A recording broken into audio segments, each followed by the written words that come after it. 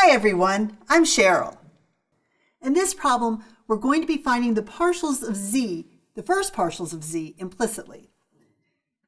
So I'll begin with looking at my equation, tangent of x plus y plus cosine z equals 2. I'm going to rewrite that so that it's the tangent of x plus y plus the cosine of z minus 2 equals 0.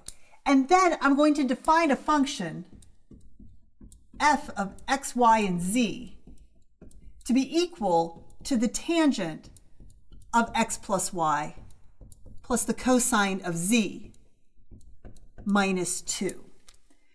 Now, if I want to find the partial of z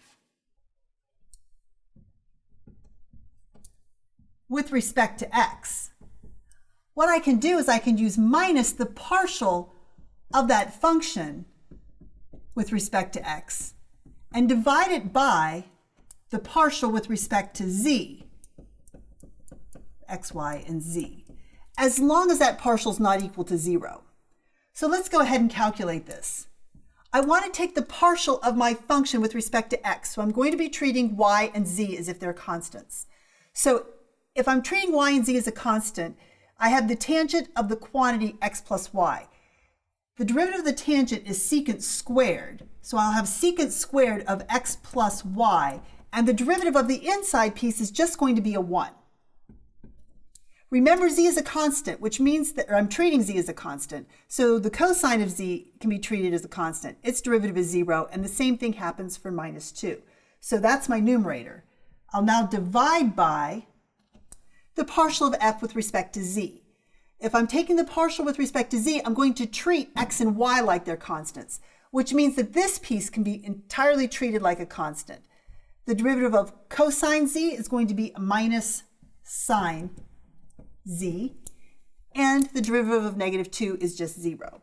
So, with a little simplifying, I'm going to have secant squared of x plus y all over the sine of z. All right, so that's my partial with respect to x. Now let's look at the partial of z with respect to y. This partial can be calculated by taking minus the partial of my capital F function with respect to y of x, y, z, and dividing by the partial of that capital F function with respect to z of x, y, and z. Again, assuming that that partial is not equal to 0. So I'll take the partial with respect to y. If I take the partial with respect to y, I'll treat x and z as if they're constants. So my first term, my derivative is secant squared of x plus y. And again, I'm treating x as if it's a constant. So the derivative of the inside piece is just 1. This is going to be treated as a constant, and this is a constant, so those derivatives are both 0. I'll divide that by the partial of f with respect to z. I've already done that. That's going to be a minus sine of z. And so my result is secant squared x plus y all over the sine of z. I hope that was helpful. Thanks.